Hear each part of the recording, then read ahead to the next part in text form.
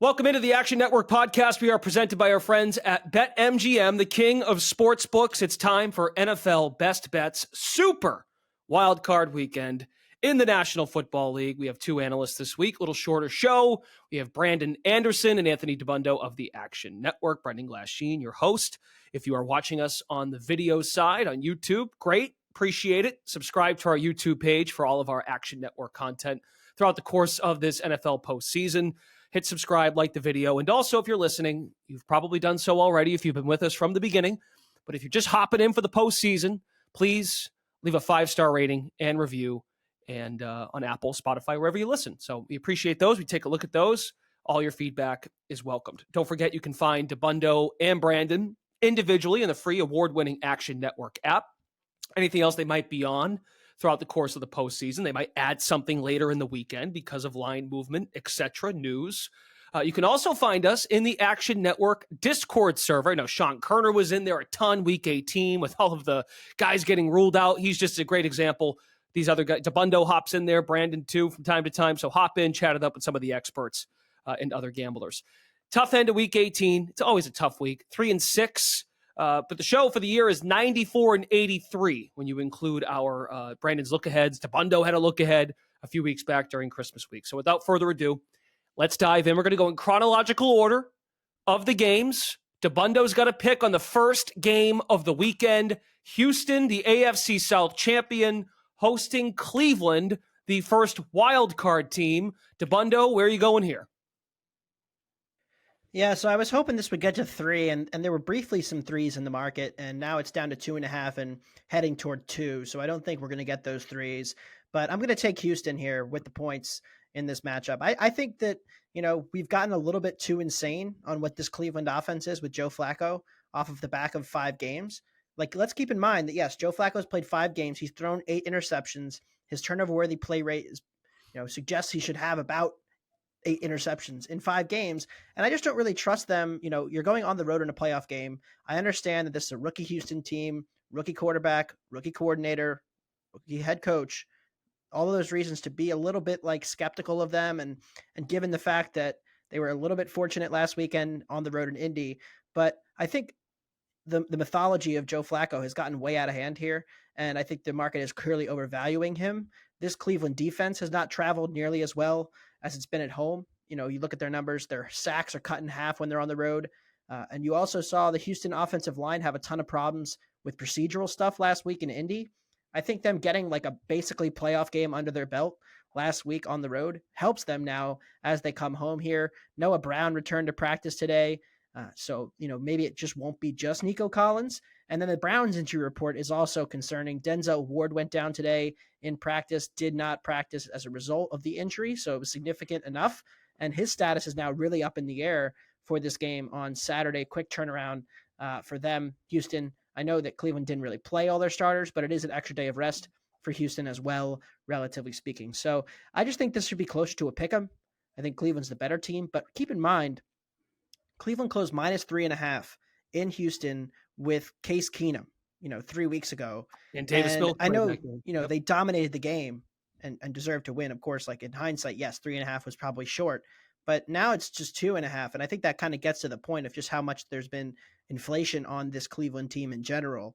And I think it's good to play against that. So I think everybody's kind of penciled Cleveland in. They're the dark horse, the team nobody wants to play. Everybody's betting them futures. I'm going to pump the brakes on that and say, hey, look, this team ran really good in close games. They've got a quarterback whose basically whole strategy is to make a ton of mistakes and make a ton of big plays. And I'm going to take the much more steady quarterback, which is CJ Stroud, at home here. Yeah, I'm glad you mentioned the quarterback change. And Sean Kerner from our predictive analytics team, he'll often map out the difference to the spread and the quarterback. And the fact it's only moved, or it hasn't really moved all that much with the transition from Mills/Keenum to CJ Stroud is alarming. That was also the game when they played each other Christmas week when we saw Amari Cooper go for 265 through the air. I would think D'Amico Ryans, a former secondary coach, they will make the adjustment in that game too. Brandon, let's move on to Kansas City and Miami. Neither of you have an actual official pick on this game, but you do have some leans, some things you're keeping an eye on. Brandon, where are you at with Chiefs Dolphins? That is Saturday night on Peacock. Yeah, that's a tough one. Peacock, big winner. They get probably the most anticipated game of the weekend, right? Chiefs Dolphins, I think, is the one that certainly I'm looking forward to it. It's gonna be cold. Like I'm up here in my North Dakota bunker, and I feel like I'm ready at the game. Like it's high of 1 degree, I think, right now for kickoff, a Saturday night. It looks windy. You've read all about, of course, Tua Tagovailoa. Grew up in Hawaii, played in Alabama. The fact that Miami can't play cold weather games, I'm not really sure I buy that. Like Miami's got players from all over the nation, but the quarterback thing, the gripping the ball and making those plays, that does matter. I believe his highest or lowest degree win ever is 48 degrees from Black Friday when they beat the Jets in that game, and obviously got the Fail Mary and some wonky stuff in there too. So yeah, I have a hard time with this game. The line feels suspiciously high for the Chiefs, like 4.5. If Miami was healthy, I honestly think Miami's the better team. So I would put Miami as a favorite, but Miami's not healthy, and we got the cold weather, and we got the road thing, and the Dolphins have been, not good at all against good teams here. I think they are 1-5 with a minus 91 point differential against playoff teams. So one of those games was the Chiefs. We saw that game happen already. I do wonder if that's going to maybe give Steve Spagnuolo a leg up, that you've already got to play this offense. You got to prep for it. The stuff I like best about Miami is the stuff that's hurt. Like I like their speed, but we don't know what Mostert's going to look like if he'll play in Achane. We don't know if the receivers are good to go or how good they are to go, and the secondary.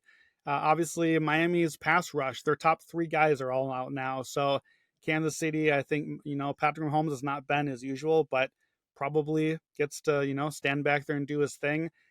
I don't have a side on the game. If I had a pick here, I'm under. A lot of under trends here. I mentioned the weather, the cold weather. Outdoor unders 41 and above, total 41 and above in non-division wildcard round games, 29-9 to the under, 76%. So that's a good under trend. Chiefs are 12-5 to the under. If I make a pick, and obviously I will in my every game, every team article this week, my top play here is actually just the second half under. DeBundo, I know you've been on Chiefs second half unders a lot this season. Chiefs went 15-2 to the under in the second half. Dolphins were 12-5 to the over in the first half. I don't know if that really plays here. I'm not sure we're going to see a lot of scoring, but why not just chunk that out of there and get the second half? And I could see, Chiefs get a bit of a lead and just a lot of Pacheco runs, cold night, like 4 yards straight up the middle, run the clock. Honestly, I think Miami runs the ball a lot this game too. That's probably their best path, so that moves the clock. So I do like the under, if anything, and I'll go with the second half under 21.5, but just a lean, not one of our official picks today. Yeah, I wrote in my Better Pass column on Tuesday that I liked Kansas City up to minus 200. There has been no market resistance on Miami all week. Like every Kansas City bet, they've just kept moving the line, and there has been no buyback. I'm a little surprised by it because you tend to see sharp buyback against these injury/spot related moves, which is essentially what it is. I mean, you can't find a power rating system that would tell you Kansas City should be laying 4.5 to Miami. But when Miami had to play 73 snaps on Sunday night, right on the road, at home, and then had to travel to Kansas City to the cold on a short week with all of the wear and tear on that defense, Buffalo went up and down the field Sunday night.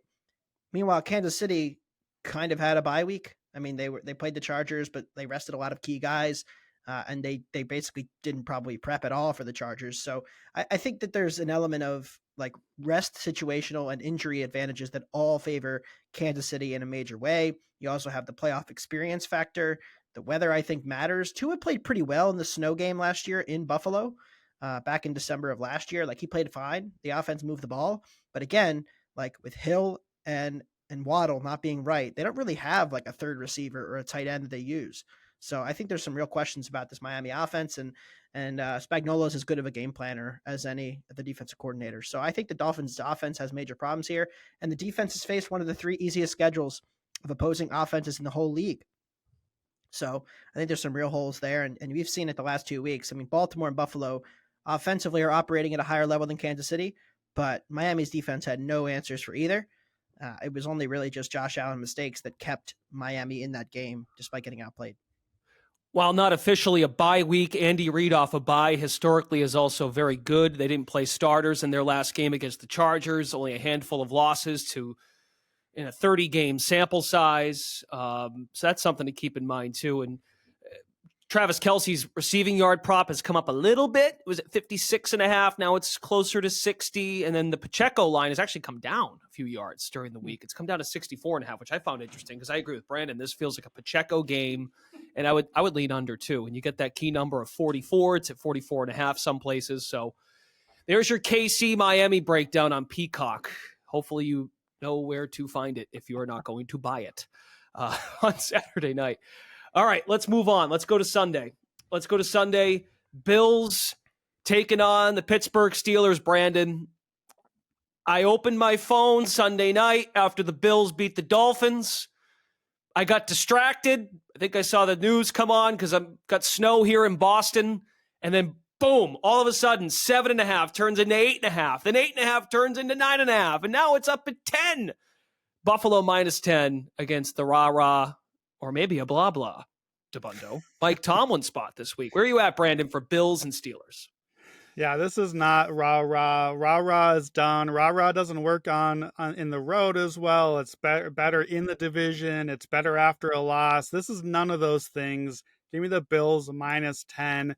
Look, I said in that Twitter storm you're talking about, Brendan, right as the game was finishing up, I was ready, whoever Pittsburgh got, I was ready to pounce on whoever they were playing, the first line that came out. I said, grab the best Bills line you can. I got the 7.5. Then it jumped to 10. That's huge. Like, we lost a field goal of value. I still like the Bills. We lost a touchdown on the total the following day with the crazy weather that's presumed to come in Buffalo. And I was like, man, can't take the Bills anymore. I still like the Bills. So I think actually the weather here, maybe a season or two ago, would have pushed me off of this because Buffalo wasn't built for it quite as well. But late this season, they've kind of become a team that Pittsburgh would really be proud of. Their defense, and they're a power run team. That's what the Bills have become more of. Their defense has been better at home. Pittsburgh all season long has been a slow starting team. That doesn't seem like a great formula as huge underdogs on the road in a playoff game. I just have a hard time imagining how is Pittsburgh going to move the ball here? How are they going to score some points? We've watched them the last few weeks, and Mason Rudolph, maybe you can put up a few points on Cincinnati, and I forget the other team he scored some points on. But against Baltimore, they barely even move the ball at all. They need to get some help. They're against a lot of Baltimore backups too. So Tomlin, not really super aggressive. I just don't see Pittsburgh scoring a lot here. In the Bills, the power run game has been good. We talked about this in the podcast last week. James Cook has been unleashed. They've been a top 8 rushing and passing DVOA team the last 6 weeks this season. Their run frequency is way up since they made the coordinator change. And so I think Buffalo especially dominates this game. In a weather game, where do you got to pay attention? In the trenches. And that's why I like Buffalo is in the trenches. And most particularly, why I wanted to fade Pittsburgh instantly is because TJ Watt is out, and TJ Watt out means I'm betting against Pittsburgh. Last 6 years, when TJ Watt is on the field, the Steelers lead the league in sacks. When he's not on the field, since drafted, the Steelers are 1-10 straight up. And listen to how stark the contrast is. 2 years ago, Watt only missed 2 games, so small sample, I know. With Watt on the field, the Steelers were 13th by DVOA. With him off the field, they were 30th. They dropped to the 3rd worst defense. And if that's not enough sample for you, let's go to last year. Watt missed 7 games last year. They went 1-6 without him. Still finished over 500 because Mike Tomlin, in the games with Watt on the field, Pittsburgh was the number 1 run defense. Hey, that matters in this power run game. They were number 2 defense overall by DVOA. When he left the field in 7 games, they dropped to 31st by DVOA defensively. They went from 2nd best to 2nd worst. That's the TJ Watt effect. I think he is effectively the defensive MVP if we had an award like that for the impact he has on this team on the field. So I was ready to fade whoever Pittsburgh is going to play. Few trends for you here. Wild card round hosts, that's Buffalo, that made last year's playoffs facing a team that didn't make the playoffs last year. 21-9-1 against the spread, 70%. So you want the experience here. Again, another experience stat. You've heard this from Stuckey on Six Pack. Quarterbacks making their first playoff start against an experienced starter, 17, 35, and 1 ATS, 33%. Obviously, this is Mason Rudolph's first start here. And then if you're worried about the high spread, perhaps you shouldn't be. Not this round. Wildcard round, home favorites of 9 or more, 9-1 ATS the last 2 decades. So not a huge sample, but we've had now 3 years where we got the 7 seed in, right? We expanded the playoffs. We added the extra team. The Steelers aren't supposed to be in the playoffs as of a few years ago. They're just the extra spot now. How have those teams done? They're 0-6. They've covered twice out of 6. They've lost by an average of 12 points a game 4 times by 12 or more. So I think that's what we get here. Steelers have struggled to even get on the board. They've had 18 points in 10 games this season, 18 or less, including 6 of their last 8. So we might only need like 20 Buffalo points to get past the spread here. Buffalo has 5 wins by 21 or more. 31 of their last 44 wins have been by double digits. So I'm not intimidated by the high line. As long as Josh Allen doesn't do the Josh Allen stinker thing, I think the Bills win. And when they win, I think it's big. So give me the Bills -10. Well, as you know, I'm a weather enthusiast. Yes. So I need to put my weather hat on because I think it's really important here because I don't think we may have found the bottom of this total. It sounds crazy, and it's still a little early, but like it's Thursday afternoon. We're recording this right now. There's going to be a major low pressure system up in Quebec, which is the definition of textbook lake effect snow, right?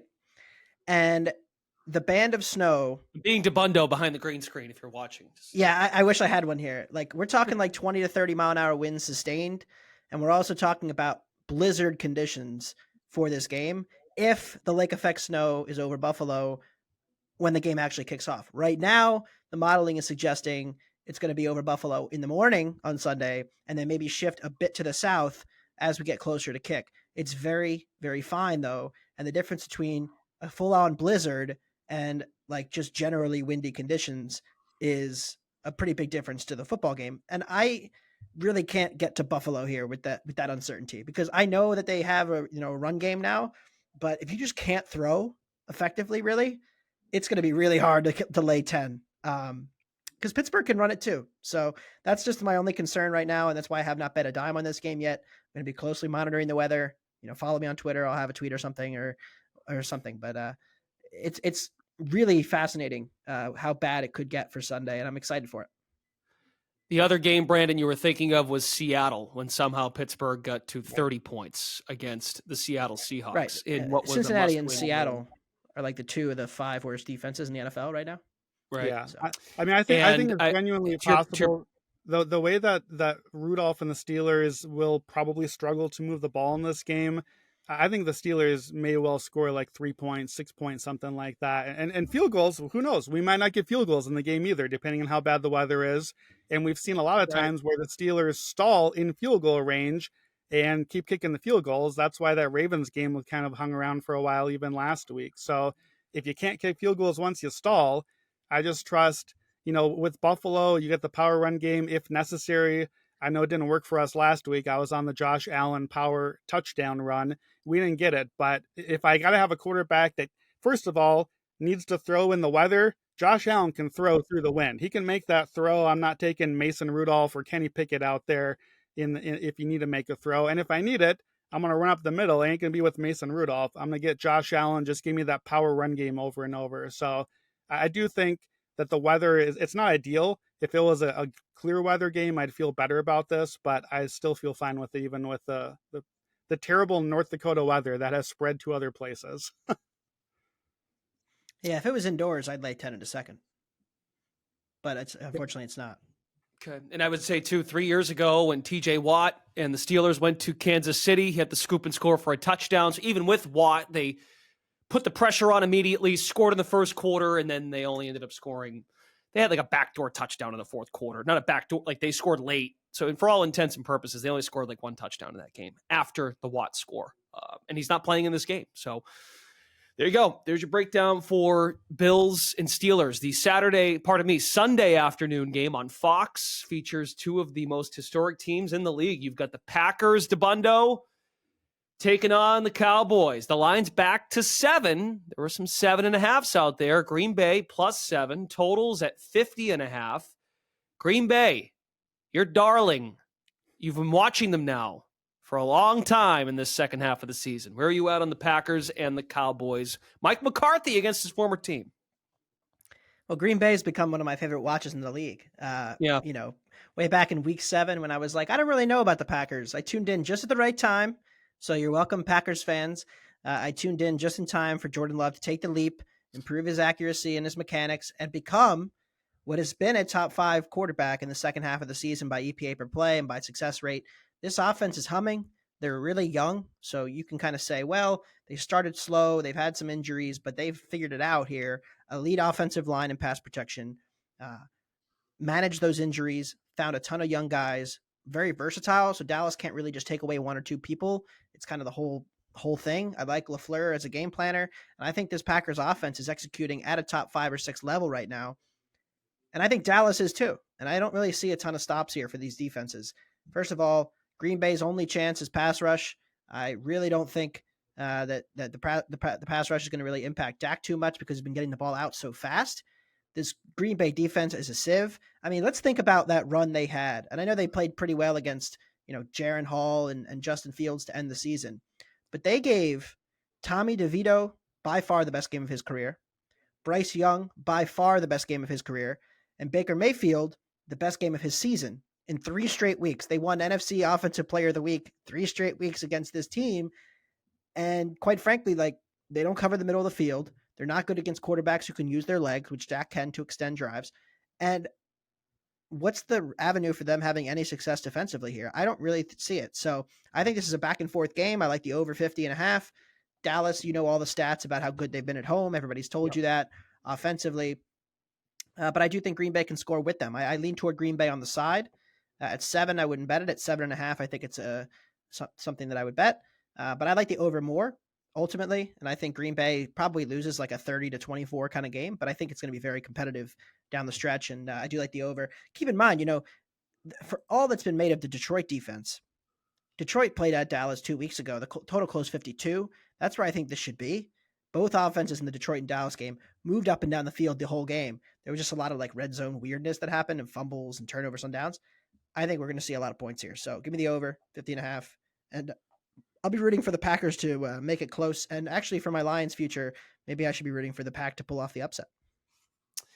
Dallas team total at 29.5 and the Packers hovering in that 3 touchdown range, 21.5. Brandon, let's go to Sunday night. Another revenge spot, 2 quarterbacks facing their former teams. Matthew Stafford goes back to Detroit to face the Detroit Lions led by Jared Goff, the former quarterback of Sean McVay. And that to me is where I pick apart this game. Sean McVay's got the understanding of what Jared Goff's weaknesses are. And Matthew Stafford did not play for Dan Campbell during his time with the Lions. So where are you? You're going to take a little bit of a different approach. Where do you land on this revenge game?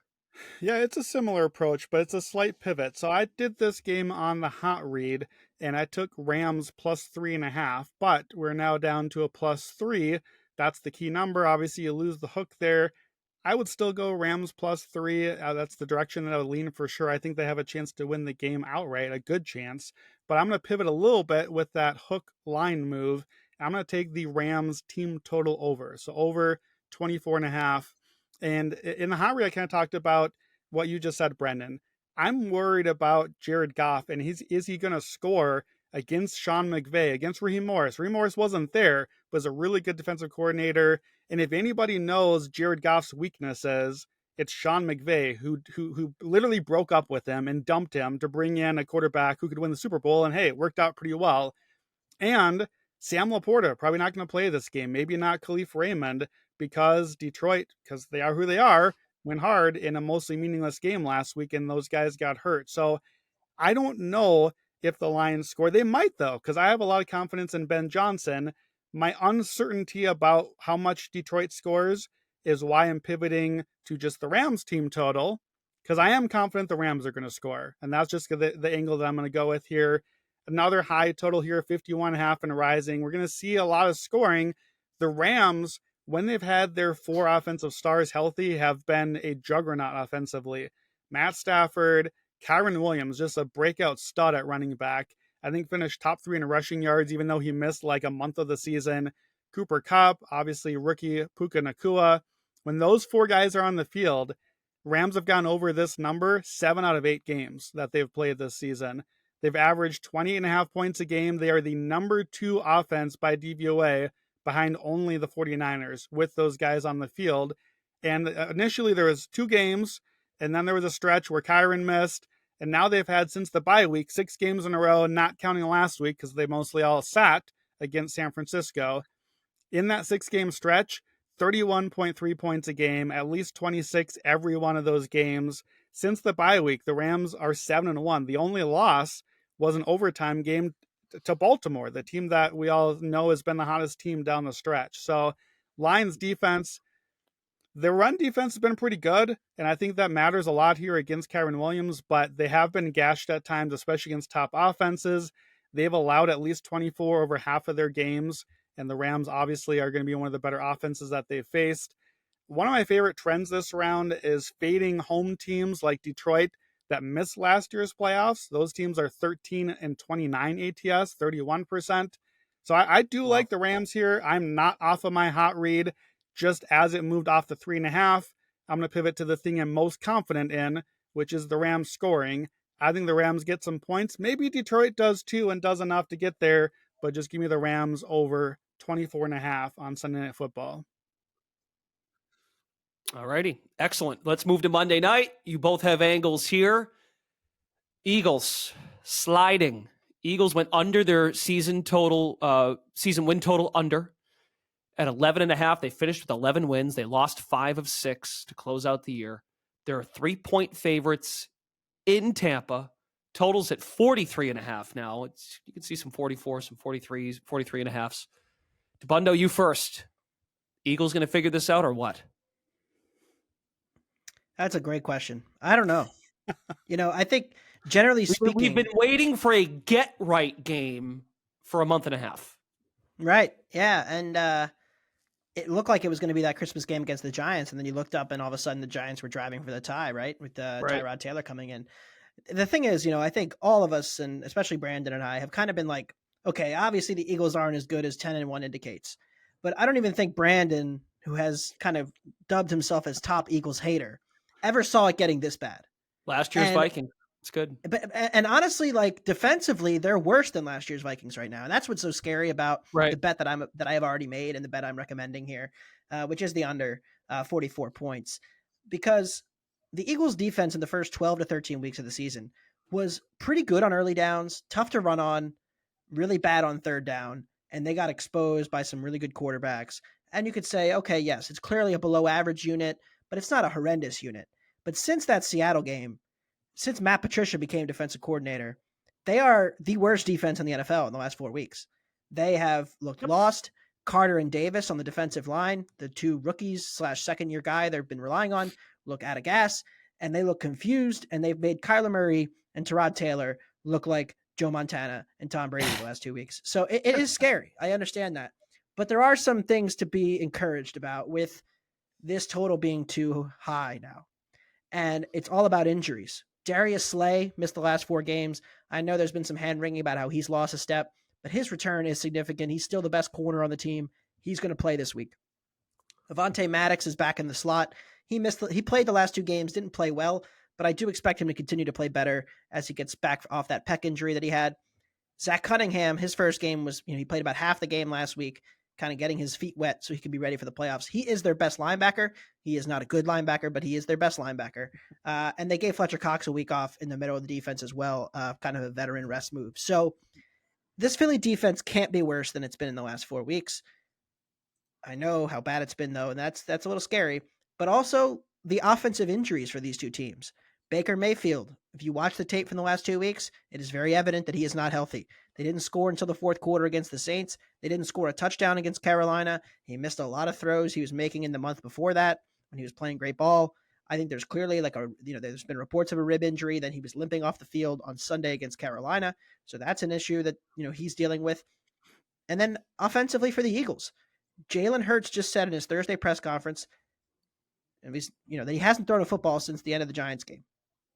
He was taken out at halftime. Sirianni made a comment today in his press conference that it was probably a mistake to send Hurts back in the game after the finger popped out. We're talking about a dislocated middle finger on the right hand of a throwing quarterback. That's a pretty significant thing, even if, he's still going to play, which I do expect. If he can't throw right, that has major implications. A.J. Brown seems like he's fine, but Devontae Smith was in a walking boot after the Arizona game. He didn't play against the Giants. We don't know if he's 100%. And this Eagles offense is very much like stars and scrubs. Once you get past the first two guys, it's a very mediocre offense in terms of talent, and they rely so much on their skill players winning in the scheme that it just is very guardable. And then there's, of course, this Eagles versus the Blitz thing where Philly has been just incomprehensibly bad against the Blitz this season. It's been a multiple year issue for the Eagles. They have not been able to sort out the blitz. They're the most blitz team in the NFL. And this season, when blitzed, they are 27th in EPA per attempt on offense, Hurts is, and they're 19th in third down conversions. When they aren't blitzed, they're 6th in EPA, and they're 2nd in third downs. So this offense just kind of breaks when you blitz it. And Tampa Bay Bowles, he blitzes at one of the top rates in the league. So I think this total is too high at 44. I'm concerned about Hurts. I think they may go run heavy. And also it could be raining. So all this stuff, just hold your nose, pray for Matt Patricia. The pencil gods will save us under 44. Okay, the pencil gods. Oh, Matt Patricia, the gift that keeps on giving. All right, Brandon, anything to add? Because I think you're going the same way. Brandon wearing an Eagles jersey, by the way. Yeah. Yeah. Well, look, I'm wearing the Carson Wentz jersey. This is quickly. This is like the opposite of Kerner. Like Kerner will wear the hat. Now, sometimes he'll play like an under on a player prop, but more often than not, when Kerner wears a hat on a show, he's kind of backing that team in a way. And Brandon, I think, is doing the opposite. Look, it's Carson Wentz. This is for both of my picks here. Carson, great game on Sunday for the Rams. Maybe gets to play a little this weekend. My Rams team total over. I'm in North Dakota. My guy Carson Wentz. And sure, it's green for a little Eagles. We'll go under. I'm a little down under where I'm in the trenches here making my picks today. It's a whole theme concept here. Not quite as clean as DeBundo's cheesehead. Yeah, I'm on the under here. Under 44. This was my hot read. Under 45. In this case, I am not daunted by the line move. I'm happy to grab the 44. Get it if you can. Take 43.5 if it's all that's left. I honestly think that this is still off by a few points. And I do think it's going to keep dropping too. I don't see it going the other direction with the weather, with the possible injuries. So any other bad injury news, any other actual outright Hurts news, if we got anything, can really only drop the line. These teams played in week 3. It was 25-3 until late in the game. We got a garbage touchdown. So that was an easy low under there. DeBundo, you mentioned obviously all the Eagles' defensive problems. I agree with all that stuff, but I'm not really that worried about the Bucs offense here. Their offense has been worse at home this season than on the road. It's been bad on early downs. It's bad in the first half. I'm not really sure the Bucs can take advantage of a lot of the flaws here. One of the things, too, is Tampa Bay's run offense is atrocious, and 70% of their runs go straight up the middle, basically up through the middle of the line. That's the one place where Philadelphia's defense has been stout, still near top 5 there. You mentioned they gave Fletcher Cox the week off. Jalen Carter took the second half of the season off just to bring back Jalen Carter in our Will Anderson bet. One more plug for Will Anderson there. That is up the middle, though, the one spot where Philadelphia is still strong. Bucs defense, last 6 weeks, they're number 6 by DVOA. They're number 1 against the run. So if the Eagles have to go run heavy, this is not the team to do it against. Like Vita Vea, the Bucs, this is the run defense that for years has been really tough there. And then just to add to what DeBundo said on the blitzing thing, Todd Bowles in particular, Jalen Hurts has been awful against Todd Bowles. He's played 3 games against Todd Bowles. He's had 3 touchdown passes and 5 interceptions in those games. At least 1 pick every game. He's completed under 55% of his passes, barely over 200 yards.